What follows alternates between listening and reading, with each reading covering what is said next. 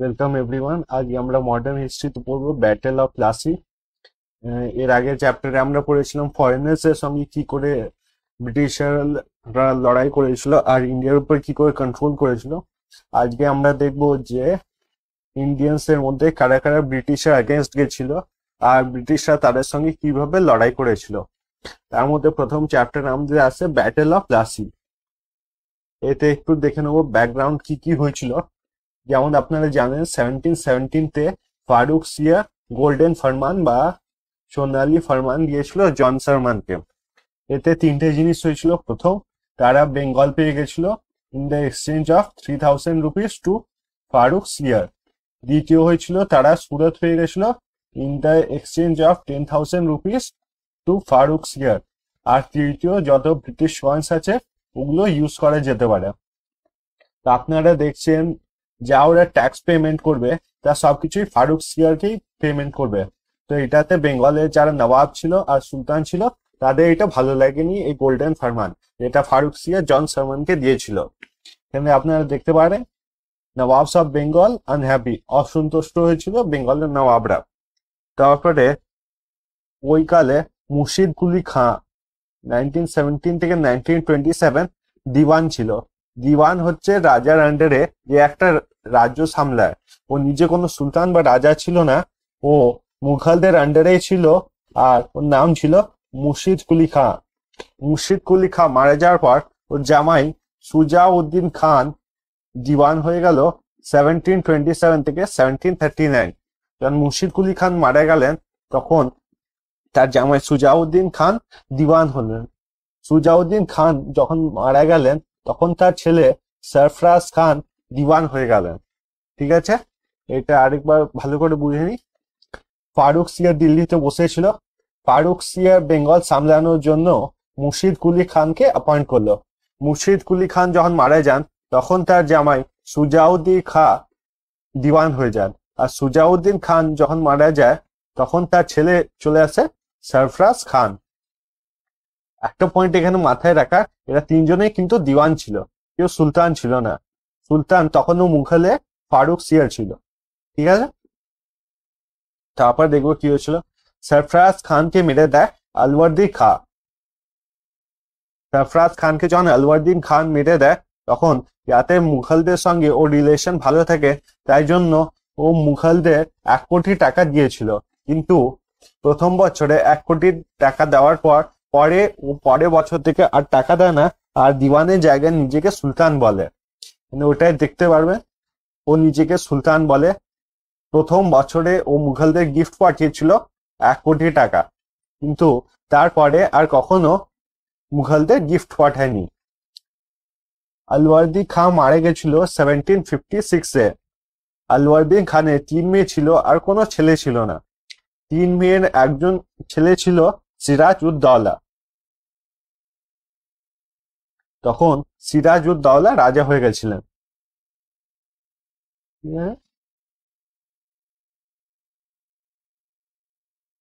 আপনারা দিওয়ানেরটা I hope বুঝতে পেরেছিলেন। ফারুক সিয়া ছিল, ফারুক সিয়া 1717-এ রাজা ছিলেন মুঘল কিংডমের। ফারুক সিয়া বেঙ্গল সামলানোর জন্য দিওয়ান বানিয়েছিলেন মুর্শিদ কুলি খানকে। মুর্শিদ কুলি খান যখন মারা যায় তখন তার জায়গা নেয় তার সন ইন ল। তার son in law Sujauddin Khan. Sujauddin Khan মারা যাওয়ার পর তার ছেলে সরফরাজ খান জায়গা নেয়, কিন্তু সরফরাজ খানকে মেরে দেয় আপনার আলওয়ার্দি খাঁ। সরফরাজ খানকে মেরে দেয় আলওয়ার্দি খাঁ। আলওয়ার্দি খাঁ প্রথম সুলতান হয়ে যায়। এরা তিনজনের দিওয়ান ছিল যে মুঘলের আন্ডারে ছিল, কিন্তু আলওয়ার্দি খান নিজেকে সুলতান ডিক্লেয়ার করে আর বলে ও ফারুক সিয়ারের আন্ডারে নেই। তারপরে আলওয়ার্দি খানের 3টে মেয়ে হয়। 3টে মেয়ের মধ্যে একজনের হয় ছেলে সিরাজ উদ দৌলা। সিরাজ উদ দৌলা, তাদের মধ্যে একজনের ছেলে ও সিলেক্ট করা হয় ওকে নেক্সট সুলতান হিসাবে। তারপরে আমরা পড়বো ব্ল্যাক হোল ইনসিডেন্ট। যেমন কি আপনাদের আগেও দেখিয়েছি, সরি, যেমন কি আপনারা আগেও দেখেছেন আগের স্লাইডে, যে ব্রিটিশরা এসেছিল অ্যাজ এ ট্রেডিং কোম্পানি, ওরা ট্রেড করতে চাইতো, কিন্তু ওদের কখনো ইচ্ছে ছিল না ট্রেড করার। ওরা সবসময় ভাবতো যে ইন্ডিয়ার উপরে ওদের রাজত্ব হবে আর ইন্ডিয়াকে ওরাই কন্ট্রোল করবে। তো প্রথমে যখন বেঙ্গলের রাজত্ব ওরা পেয়ে যায় মুঘল থেকে, তখন ওরা মুঘলকেই মানতো, আর ইন্ডিয়ান বেঙ্গলের নবাবদের ওরা কিছু মানতো না। এটা সিরাজউদ্দৌলার একদমই পছন্দ হয়নি। আর সিরাজউদ্দৌলা যখন 1756-এ রাজা হলেন, তখন তার কখন একদমই পছন্দ হলো না যে বেঙ্গলে তাকে মানা হচ্ছে না আর বেঙ্গলে ফোর্ট উইলিয়াম বানানো হচ্ছে। আপনারা জানেন যে ফোর্ট উইলিয়াম হচ্ছে প্রথম ফোর্ট যেটা ক্যালকাটায় বানানো হয়েছিল। সিরাজউদ্দৌলা এটা পছন্দ করেনি যে একটা ট্রেডার বা মার্চেন্ট ব্যবসায়ীকারী তারা ফোর্ট কেন বানাচ্ছে। ফোর্ট যেমন আপনারা জানেন যে লড়াইয়ের জন্য, সৈন্য রাখার জন্য বা অ্যামিউনিশন রাখানোর জন্য ইউজ করা হয়। তো ব্রিটিশরা যখন বেঙ্গলে ফোর্ট বানিয়েছিল, এটা সিরাজউদ্দৌলার একদমই পছন্দ হয়নি। আর শুধু তাই মাত্র না, সিরাজউদ্দৌলা ব্রিটিশ ইন্টারফিয়ারেন্স উইথ অ্যাডমিনিস্ট্রেশনও পছন্দ করেনি আর বিল্ডিং অফ দ্য ফোর্টস। আপনারা যেমন জানেন মুর্শিদ কুলি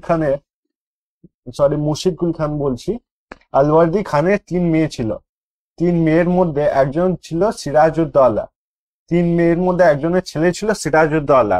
তো ব্রিটিশ অ্যাডমিনিস্ট্রেশন চেষ্টা করেছিল বাকি 2 বোনকে সিরাজউদ্দৌলার বিরুদ্ধে ভড়কে দেওয়া, আর এটা তো অনেক সাকসেসও পেয়েছিল তারা, এটা আমরা পরের দিকে দেখতে পারবো। এগুলো সিরাজউদ্দৌলার একদমই পছন্দ হয়নি। ও সিরাজউদ্দৌলা 26 জুন 1756-এ অ্যাটাক করে দিয়েছিল ফোর্ট উইলিয়ামসের উপরে। তখন 26 জুন 1756-এ ব্রিটিশ ভার্সেস সিরাজউদ্দৌলা একটা লড়াই হয়েছিল। সেই লড়াইতে সিরাজউদ্দৌলা ব্রিটিশদের হারিয়ে দিয়েছিল। ও তখন ব্রিটিশরা বুঝতে পেরেছিল যদি আমরা সোজাসুজি সিরাজউদ্দৌলার সঙ্গে ফাইট করি তাহলে সিরাজউদ্দৌলাকে আমরা হারাতে পারবো না। তখন ব্রিটিশদের হেড ছিলেন রবার্ট ক্লাইভ। রবার্ট ক্লাইভ ঠিক করলেন যে সিরাজউদ্দৌলার আর্মি যারা সিরাজউদ্দৌলাকে পছন্দ করে না তাদের ব্রিটিশের সাইডে করে নিতে হবে, আর করার পরেই তারা সিরাজউদ্দৌলাকে হারাতে পারবে। যখন এই ফাইটটা হয়েছিল তখন সাইন হয়েছিল আলীনগর পিস ট্রিটি। এই আলীনগর পিস ট্রিটিতে ঠিক হয়েছিল যে ট্যাক্সটা ওরা আগে মুঘলদের দিত সেইটা না দিয়ে ওরা এবার ট্যাক্স সিরাজউদ্দৌলাকে দেবে। আর দ্বিতীয় হয়েছিল যে ওদের যত ট্রেড করার ইচ্ছা তারা ট্রেড করতে পারে, কিন্তু কোনো ফোর্ট তারা বানাবে না। জেনারেল হলবিল একটা ইনসিডেন্ট বলেছিল, যেটাতে বলা হয়েছিল, এটা সত্যি কিনা কেউ জানে না, কিন্তু যেহেতু ব্রিটিশদের ভড়কাতে হবে আর ব্রিটিশদের ঠিক দেখাতে হবে, তাই জন্য জেনারেল হলবিল একটা ইনসিডেন্ট বলেছিলেন। যখন এই লড়াইটা হয়েছিল, লড়াই হয়ে যাওয়ার পর সিরাজউদ্দৌলা ব্রিটিশদের উপরে এত রেগেছিলেন যে তিনি 146 ব্রিটিশার্সদের একটা ছোট্ট রুমে বন্ধ করে দিয়েছিলেন। ফোর্ট উইলিয়ামে একটা ছোট্ট রুমে রাত্রিবেলা বন্ধ করে দিয়েছিলেন। আর সকালে যখন সেই ফোর্ট উইলিয়ামের রুমটা খোলা হলো, তাদের মধ্যে মাত্র 23 জন বেঁচেছিল আর বাকি সবাই ওই বন্ধ রুমে থেকে মারা গেছিলেন। তাই জন্যই এটার নাম করেছিল ব্ল্যাক হোল ইনসিডেন্ট, কারণ সেই অন্ধকার ছোট রুমটা অনেকটা ব্ল্যাক হোলের মতন ছিল। এরপর আমরা দেখব পলাশীর যুদ্ধ কেন হয়েছিল। পলাশীর যুদ্ধ হয়েছিল 23 জুন 1757-এ। ব্রিটিশরা আলীনগর ট্রিটি ফলো করেনি। আলীনগর ট্রিটি যদি আপনাদের মনে আছে তাহলে দুটো ছিল, একটা সিরাজউদ্দৌলাকে ট্যাক্স দিতে হবে আর দ্বিতীয় তারা কোনো ফোর্ট বানাবে না। কিন্তু লড়াইয়ের 6 মাস পর ওরা নিজের ফোর্ট বানাতে থাকে আর ফোর্টে ছোট ছোট ইমপ্রুভমেন্ট বানাতে থাকে। যখন সিরাজউদ্দৌলা এই ফোর্ট বানানোতে আবার তাদের মানা করে, তারা সিরাজউদ্দৌলার কথা মানে না আর ফোর্ট কনস্ট্রাকশন কন্টিনিউ করে। এটা সিরাজউদ্দৌলার পছন্দ হয়নি। সিরাজউদ্দৌলা ঠিক করেছিল যে ব্রিটিশদের সঙ্গে লড়াই করে এবার ব্রিটিশদের ইন্ডিয়া থেকে পুরোভাবে সরিয়ে দেবে। কিন্তু ব্রিটিশরা আগে রবার্ট ক্লাইভ, যে আর্মি জেনারেল ছিল সিরাজউদ্দৌলার আর্মিতে, মীর জাফর, তাকে নিজের সাইডে করে নিয়েছিল। 23 জুন 1757-এ যখন লড়াই স্টার্ট হয়েছিল আর দুটো আর্মি এক অপরের সামনে দাঁড়িয়েছিল, তখন সিরাজউদ্দৌলা যখন আর্মিকে চার্জ করতে বলে বা লড়াইয়ের জন্য এগিয়ে যেতে বলে, মীর জাফর তখন নিজের আর্মিকে বলে যে থেমে যেতে। এবারে আপনি বুঝতেই পারছেন, যখন একটা আর্মি জেনারেল একটা কথা বলছে আর একটা রাজা অন্য কথা বলছে, তখন আর্মি জেনারেলদের মধ্যে কনফিউশন হবে। আর বেশিরভাগ আর্মিরা ওখান থেকে যুদ্ধ ছেড়ে পালিয়ে গেছিল। তাই জন্য ব্রিটিশাররা যুদ্ধ জিতে গেছিল। এবার আমরা দেখব এদের মধ্যে ট্রেটার্স কারা কারা ছিল, কারা কারা ধোকা দিয়েছিল সিরাজউদ্দৌলাকে, আর কারা কারা তার সাথে শেষ অবধি দাঁড়িয়েছিল। ট্রেটার্সদের মধ্যে আসছে মীর জাফর, যে তার আর্মি জেনারেল ছিল, রায়দুল্লাহ, ঘসিটি বেগম, আমিন চাঁদ, জগৎ শেঠ। এর মধ্যে রায়দুল্লাহ এর মাসি ছিলেন, সবচেয়ে বড় মাসি ছিলেন ঘসিটি বেগম, আর দুজন ছিলেন সাপোর্টার যারা যুদ্ধে মারা গেছিলেন। এক হচ্ছেন মীর মদন, আরেক হচ্ছে মোহনলাল। এটা এই জায়গায় ইম্পর্টেন্ট। আর মনে রাখবেন যে যখন মীর জাফর বলেছিল নিজের আর্মিকে যে না লড়াই করতে, তখনই বোঝা গেছিল যে ব্রিটিশাররা ব্যাটেল অফ পলাশি জিতে যাবে। কিন্তু মীর মদন আর মোহনলাল নিজের রাজাকে লাস্ট অব্দি সাপোর্ট করেছিল আর লড়াই করে গেছিল। শেষ অব্দি তারা ব্যাটেল ফিল্ডেই মারা গেছিলেন। পরের দিকে আপনার সিরাজউদ্দৌলাকে ধরেও মেরে দেওয়া হয়েছিল। সিরাজউদ্দৌলার পর ইম্পর্টেন্ট একটা রাজা হয়েছিলেন মীর কাসিম। এবার মীর কাসিমের স্টোরি কি ওইটা দেখবো। যখন সিরাজউদ্দৌলাকে ব্যাটেল অফ পলাশিতে মেরে দেওয়া হয়েছিল, সিরাজউদ্দৌলার পর মীর জাফর রাজা হয়ে বসেছিলেন। রাজা বানিয়েছিলেন ব্রিটিশাররা মীর জাফরকে। মীর জাফর খালি ফ্রন্টে ছিল, আর যত কাজ হতো বেঙ্গলে সবকিছু ব্রিটিশাররা দেখতো। তো অনেকটা আপনারা বুঝতে পারবেন মীর জাফর ছিল মনমোহন সিং, আর ব্রিটিশাররা ছিল সোনিয়া গান্ধী। মানে মীর জাফর সামনে থাকতো, কিন্তু যা যা কাজ করা হতো, যা যা ট্যাক্স নেওয়া হতো বা নতুন ল বানানো হতো, ওটা ব্রিটিশাররা করতো। Later on he was replaced by his son in law Mir Qasim. Mir Qasim ছিলেন মীর জাফরের জামাই। মীর কাসিম কি করলেন, ব্রিটিশার গিয়ে বললেন যে মীর জাফর যত ভালোভাবে ব্রিটিশারদের সার্ভ করছে, তার চেয়েও ভালোভাবে মীর কাসিম সার্ভ করবে। তো ব্রিটিশাররা মীর জাফরকে সরিয়ে দিয়ে মীর কাসিমকে রাজা বানিয়ে দিল। মীর কাসিম রাজা হয়ে যাওয়ার পর ক্যাপিটাল মুর্শিদাবাদ থেকে মুঙ্গের নিয়ে গেলেন। এটা আমরা পরেও দেখতে পারবো যে বিভিন্ন রাজা, যখন কোনো রাজা চেঞ্জ হয়েছিল, পাওয়ার চেঞ্জ হয়েছিল, তখন তারা ক্যাপিটাল শিফট করে। ক্যাপিটাল শিফট করার একটা ইম্পর্টেন্ট কারণ হচ্ছে ক্যাপিটালে সবকিছু থাকে, আর ক্যাপিটাল যখন শিফট করা হয় তার মানে ওখানে যত বিশ্বাসকারী আছে, লয়াল লোক আছে, তারা ওখান থেকে শিফট হয়ে অন্য জায়গায় যেতে হয় তাদেরকে। তাই জন্য বিভিন্ন রাজা হিস্ট্রির বিভিন্ন সময় যখন কিং চেঞ্জ হয়, তখন ক্যাপিটালও চেঞ্জ হয়। এটাতেও সেম ব্যাপার ছিল। ক্যাপিটাল মুর্শিদাবাদ থেকে মুঙ্গেরে শিফট করে দেওয়া হয়েছিল। পরের দিকে যারা যারা সিরাজউদ্দৌলার সঙ্গে চিট করেছিল, তাদেরকে মীর কাসিম পানিশমেন্ট দেয়। কারণ একবার যারা চিট করতে পারে সিরাজউদ্দৌলার সঙ্গে, পরে গিয়ে তারা মীর কাসিমের সঙ্গেও চিট করতে পারে। কিন্তু মীর কাসিম মীর জাফর থেকে চালাক ছিলেন। উনি বুঝতে পেরেছিলেন যে ব্রিটিশারদের যদি ইনফ্লুয়েন্স থাকে, তাহলে উনি শুধু নামমাত্র সুলতান হয়ে থাকবেন। এটা তার কখনোই পছন্দ ছিল না। He tried to decrease the influence of British on the administration. ব্রিটিশারদের যত ইনফ্লুয়েন্স ছিল অ্যাডমিনিস্ট্রেশনে, ট্যাক্স, ল রিলেটেড যত কিছু ছিল, মীর কাসিম ট্রাই করলেন যে এই নিয়মগুলো চেঞ্জ করার আর তার পাওয়ারে ইনক্রিজ আনার। এই জন্য ব্রিটিশাররা removed him and again made Mir Jafar the king. যখন ব্রিটিশাররা বুঝতে পারলো যে মীর কাসিম নিজে পাওয়ার চাইছে আর ব্রিটিশারদের পাওয়ার এতে কম হয়ে যাবে, তখন ব্রিটিশাররা আবার মীর কাসিমকে সরিয়ে দিয়ে মীর জাফরকে রাজা বানিয়ে দিল। কারণ মীর জাফরকে তারা আগে থেকে কন্ট্রোল করতো, আর তারা জানতো মীর জাফরের উইকনেস কি, স্ট্রং পয়েন্ট কি আছে। এই জন্য তারা প্রেফার করলো যে মীর কাসিমকে সরিয়ে মীর জাফরকে আনতে। আর আবার ওসব স্টার্ট হয়ে গেল যে ব্রিটিশদের পুরো কন্ট্রোল হয়ে গেল বেঙ্গলের উপরে। ওটা অ্যাডমিনিস্ট্রেটিভ হোক, লেজিসলেটিভ হোক। অ্যাডমিনিস্ট্রেটিভ কোনো ল বানানো, লেজিসলেটিভ যেমন কোনো ট্যাক্স নেওয়া, সবকিছু ব্রিটিশারদের কন্ট্রোলে হয়ে গেল। কিন্তু তাদের ফ্রন্ট ফেস হয়ে গেল মীর জাফর। তারপরে হলো ব্যাটেল অফ বাক্সার। যখন মীর কাসিমকে সরিয়ে দেওয়া হলো থ্রোন থেকে, তখন তার ওইটা একদমই পছন্দ হলো না। ও মীর কাসিম সোজা চলে গেল সুজাউদ্দৌলা আর শাহ আলম টু এর কাছে। সুজাউদ্দৌলা ছিল রুলার অফ আওয়াধ, আর শাহ আলম টু ছিল একজন মুঘল রুলার।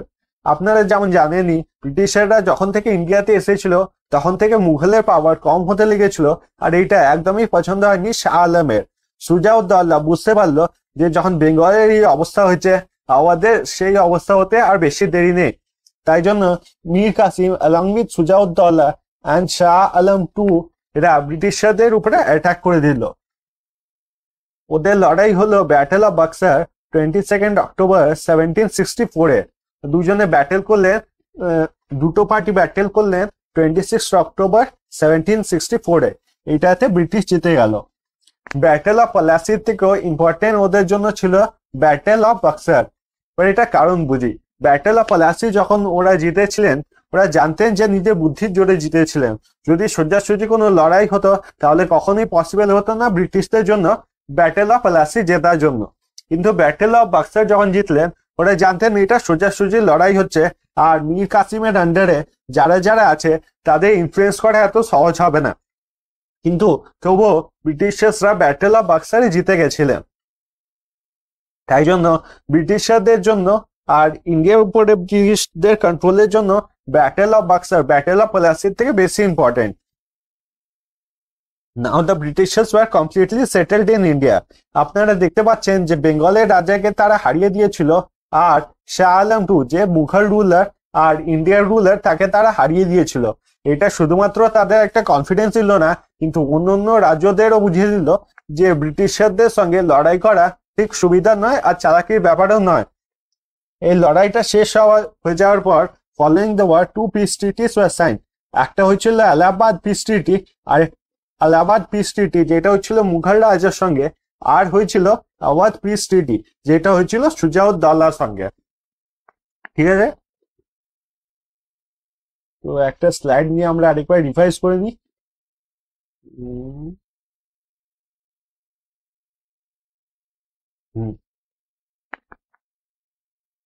যখন ফারুক সিয়ার গোল্ডেন ফরমান দিলেন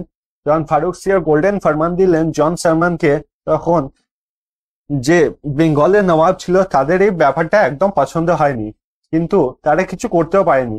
তখন মুর্শিদ কুলি খানকে দিওয়ান বানিয়েছিলেন বেঙ্গলের।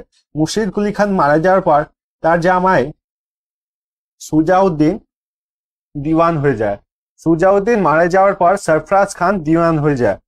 তার ছেলে সরফরাজ খান দিওয়ান হয়ে যায়। সরফরাজ খানকে মেরে দেয় আপনার আলওয়ার্দী খাঁ। 3টে মেয়ে থাকে, ও একটা ছেলে নেই। এই জন্য তার একটা মেয়ের ছেলে সিরাজউদ্দৌলাকে রাজা বানিয়ে দেওয়া হয়। কিন্তু এটাতে তাদের দুটো বোন একদমই পছন্দ করেনি, আর বেশি রেগে গেছিলেন এটাতে ঘসিটি বেগম। পরের দিকে সিরাজউদ্দৌলা যখন রাজা হয়ে যান, তখন তিনি বুঝতে পারেন যে ব্রিটিশ ইন্ডিয়ার উপরে খালি ট্রেড করতে আসেনি, কিন্তু রুলও করতে এসেছিলেন। এই জন্য তিনি প্রথমে ব্রিটিশের উপরে অ্যাটাক করেন ও এতে ব্ল্যাক হোল ইনসিডেন্ট হয়। পরের দিকে তাকে শান্ত করার জন্য ব্রিটিশাররা আলীনগর পিস ট্রিটি সাইন করে।